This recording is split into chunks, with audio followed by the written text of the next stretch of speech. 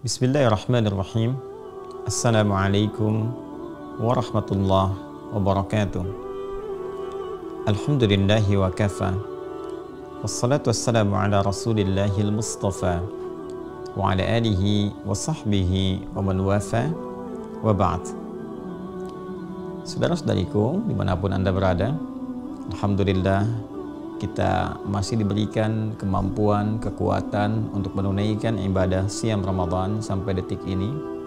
Tentu kita tidak putus bermohon kepada Allah semoga seluruh rangkaian ibadah yang mengiringi Ramadan kita di tahun ini diterima oleh Allah Subhanahu wa taala dengan penerimaan terbaik, dan kiranya cukup menjadi bekal untuk bisa mendapatkan rahmat maghfirah Allah Subhanahu wa taala, yang dengan itu kita berharap bisa menggugurkan dosa-dosa yang pernah dilakukan setidaknya sampai detik ini, dan mengantarkan kita pada keadaan ringan untuk berpulang ke hadirat Allah Subhanahu wa taala dan berpeluang besar mendapatkan ridha-Nya di akhirat kelak.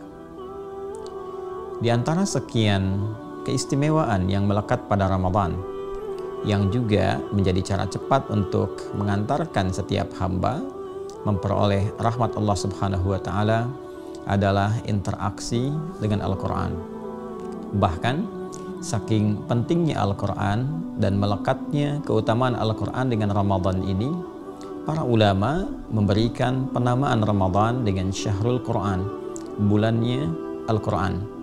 Ini tentu bukan sekedar penamaan biasa, tapi bacaan yang sangat dalam, baik terhadap rangkaian ayat-ayat Ramadan dari Al-Baqarah 183 sampai 187 itu pun demikian dengan bentangan keterangan Nabi SAW yang terangkum serta tercatat dalam kitab-kitab hadis para ulama, bahkan merekam bagaimana interaksi Nabi SAW dengan malaikat Jibril, khususnya terkait dengan pendalaman-pendalaman bacaan-bacaan yang terkorelasikan dengan Al-Quran Al-Karim.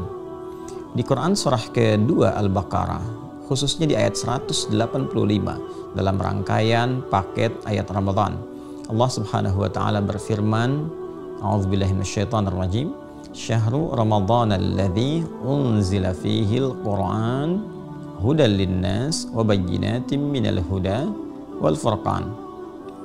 Di bulan Ramadan yang kalian diperintahkan menunaikan ibadah siam itu selama sebulan itu, itulah bulan yang istimewa, dan menjadi istimewa karena pada saat itu diturunkan Al-Quran.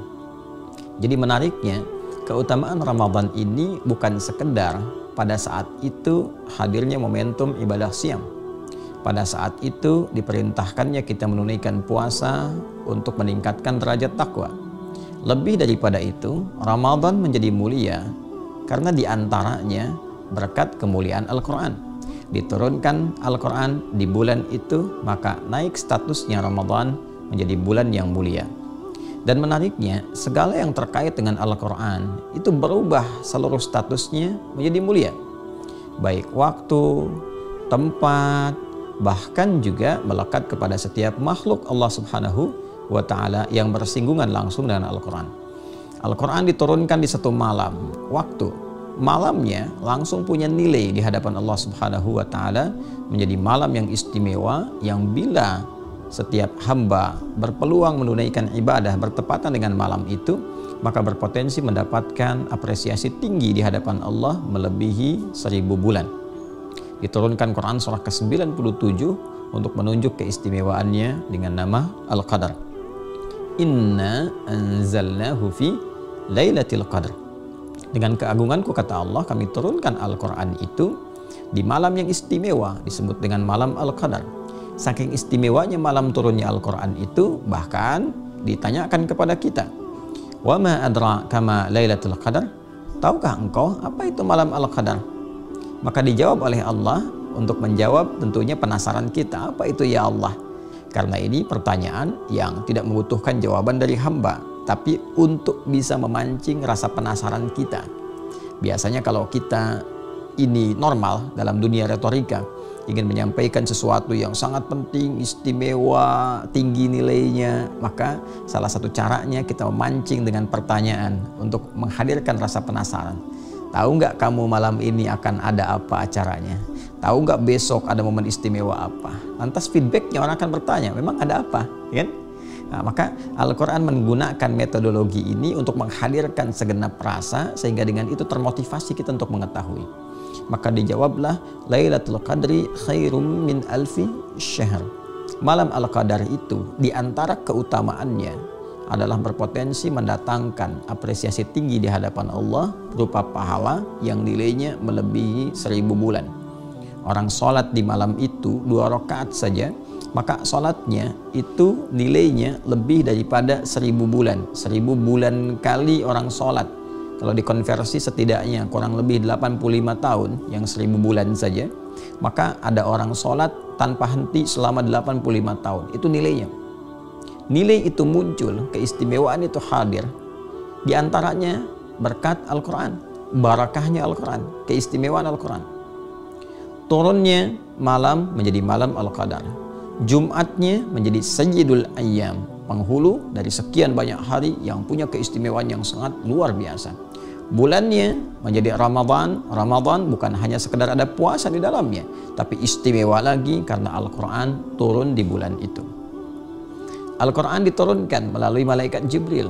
Malaikat Jibril naik status menjadi Sayyidul Malaikah, pemimpin para malaikat, Ar-Ruhul Amin, yang sangat terpercaya di hadapan Allah Subhanahu wa Ta'ala.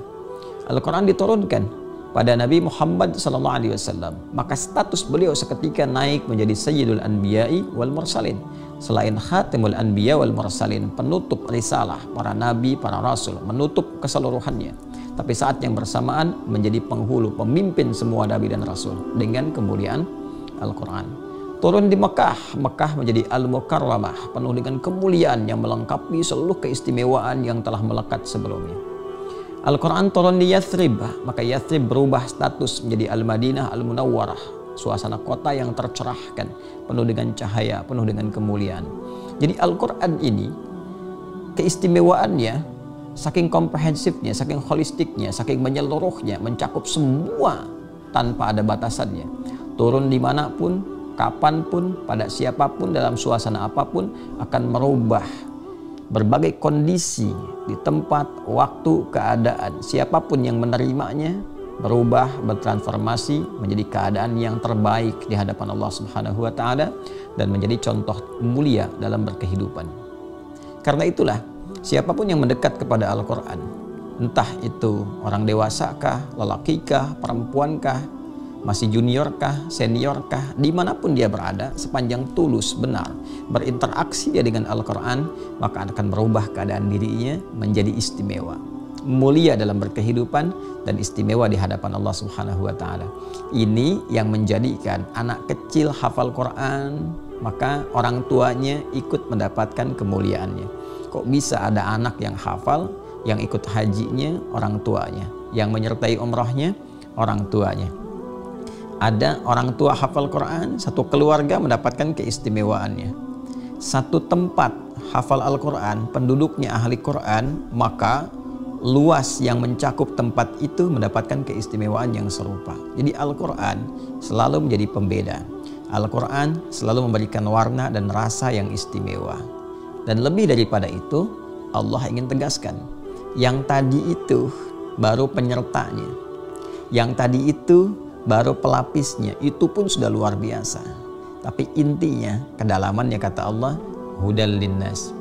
Di dalam Al-Quran itu bukan sekedar bacaan, bukan sekedar kalimat-kalimat yang kita talaqqikan, bukan sekedar firman untuk diperdengarkan, tapi lebih daripada itu, keistimewaannya adalah hudal linnas. Itulah pedoman hidup untuk semua manusia dalam berkehidupan. Dari sejak ia tercipta sampai kembali kepada Allah Subhanahu wa Ta'ala, di dalam Al-Quran itulah ada petunjuk hidup manusia. Bagaimana berkehidupan, seperti apa kurikulum kehidupan, apa yang harus dijalani saat berkehidupan, ada apa saja tantangan dalam hidup itu, bagaimana cara mengatasinya, seperti apa membedakan yang baik dengan yang buruk, yang benar dengan yang salah. Nanti kalau sudah meninggalkan dunia, bagaimana cara pulangnya? Kemana kita berlabuh? Seperti apa kita kembali kepada Sang Pencipta? Siapa Sang Pencipta itu? Siapa yang menunjukkan kita kepada Allah Subhanahu wa Ta'ala? Bagaimana caranya? Semua terjawab di dalam Al-Quran. Karena itu, jika Anda ingin mencari satu-satunya kitab suci di muka bumi yang menerangkan secara komprehensif, secara luas, secara otentik tentang diri kita dan fungsi kehidupan kita di bumi ini sampai kembali kepada Sang Pencipta, Anda hanya akan mendapati itu semua dalam Al-Quran. Dan dijelaskan langsung oleh Rasul yang Allah tugaskan untuk menjelaskan, menerangkan isi Al-Quran, yaitu Rasulullah Muhammad SAW dalam keterangan-keterangan hadis-hadis beliau. Itulah sebabnya Allah sampaikan hudal linnas. Dalam Al-Quran itu ada pedoman berkehidupan untuk seluruh manusia. Wa bayyinatin minal huda, dan ada penjelas, bukan hanya pedoman yang ditampilkan, tapi ada keterangan di dalamnya, dijelaskan kepada kita, didetilkan oleh keterangan Nabi SAW, sehingga kita bisa membedakan, oh ini yang esensial dalam kehidupan, ini yang benar, ini yang salah, ini yang harus saya tempuh, ini yang harus saya tinggalkan. Kemampuan untuk membedakan sesuatu yang benar dengan yang salah, membedakan esensi dengan yang cangkang, yang harus ditempuh dengan yang harus ditinggalkan, itulah Furqan. Sehingga pemahaman terhadap Al-Quran, pendalaman terhadap isi Al-Quran mampu memberikan kekuatan kepada kita untuk memilih dan memilah jalur kehidupan, cara berkehidupan, sehingga apapun yang kita tempuh itu selalu benar dalam petunjuk Allah Subhanahu wa Ta'ala, dari ujung kepala sampai ujung kaki. Kalau Anda ingin benar dalam cara berpikir, maka dekati Al-Quran. Kalau Anda ingin benar cara memandang, maka berpedoman kepada Al-Quran. Cara mendengar, cara bertutur, sampai cara melangkah, dari ujung kepala sampai ujung kaki, Al-Quran datang memberikan pedoman kepada kita bagaimana cara bersikap, berperilaku, berkehidupan. Dari mulai karakter moral di dalam jiwa sampai karakter kinerja yang meliputi seluruh jasmani kita, petunjuknya jelas diurai dalam Al-Quran. Untuk itulah tercatat dalam perjalanan kehidupan Nabi SAW. Bahkan menariknya, saat tiba Ramadan, yang dicontohkan oleh beliau kepada kita adalah membawa kita semua, menyadarkan kita semua untuk kembali kepada pedoman hidup kita. Kembalilah kepada Al-Quran. Anda melakukan perjalanan tidak tahu peta jalannya, berpotensi untuk tersesat. Dan ketersesatan itu tentu akan menyulitkan kalau tidak kemudian menghinakan, bahkan menestapakan. Cara terbaik adalah kembali ke pedomannya, baca petanya, baca jalan hidupnya, baca jalan yang menuntun kita kepada esensi kehidupan, dan tentunya yang paling menarik adalah tempat kita berlabuh. Kemana sebetulnya kita akan berakhir? Al-Quran menuntun kita, dan Nabi SAW setiap datang Ramadan, ini kata kuncinya, setiap datang Ramadan, beliau mengembalikan seluruh aspek-aspek keistimewaan yang terkait dengan Al-Quran di bulan suci ini untuk dihadirkan interaksi yang sangat giat dengan Al-Quran. Mengambil berkah harinya, siang malamnya, Jumatnya, dan ada pada suasana bulannya, dan lebih daripada itu, karena Ramadan bulan Al-Quran, Ramadan bulan istimewa yang terkait dengan Quran, maka semua interaksi yang terkait dengan Quran akan mendapatkan kemudahan-kemudahan yang mempercepat terjadi akselerasi tinggi khusus di bulan ini. Siapa yang ingin menghafal akan cepat hafal.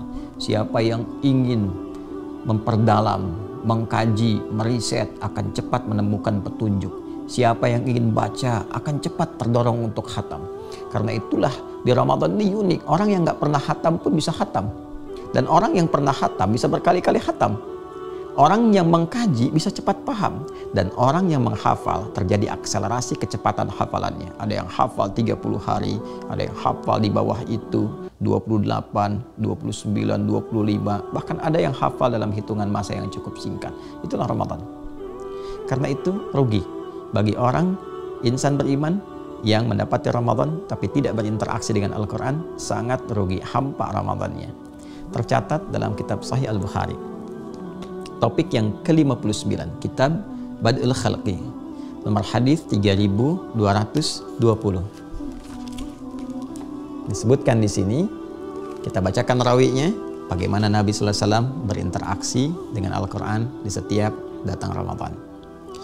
Qala al-Imam al-Bukhari haddatsana Muhammad bin Muqatil akhbarana Abdullah akhbarana Yunus 'an az-Zuhri qala haddatsani Ubaidullah ibnu Abdullah 'an Ibni Abbas radhiyallahu ta'ala anhuma qala. Hadis ini disampaikan dari Ibnu Abbas, Abdullah bin Abbas radhiyallahu ta'ala anhuma, semoga Allah meridai kepada beliau dan kedua orang tuanya. Disampaikan dari Nabi sallallahu alaihi wasallam, beliau menyampaikan kebiasaan Nabi saat dalam suasana Ramadan. Karena Rasulullah sallallahu alaihi wasallam adalah pribadi Rasulullah sallallahu alaihi wasallam itu ajwadan nas, orang yang paling lembut, yang paling baik berkehidupannya. Wa kana ajwadu ma yakunu fi Ramadan, dan kelembutan serta kebaikan itu akan terus meningkat bila berada di bulan Ramadan. Sudah baik, lembut, luar biasa perhatiannya, meningkat lagi saat masuk Ramadan. Hina yalqahu Jibril, khususnya saat didatangi oleh malaikat Jibril. Apa yang dilakukan oleh malaikat pada saat itu? Wa kana Jibrilu yalqahu fi kulli lailatin min Ramadan fayudarisuhul Qur'ana. Maka Jibril senantiasa mendatangi Rasulullah SAW setiap malam Ramadan dan mengajarkan kepada Nabi SAW bacaan dan kandungan Al-Quran, memberikan penguatan. Sekali lagi, memberikan penguatan atas wahyu yang telah diturunkan kepada Rasulullah SAW.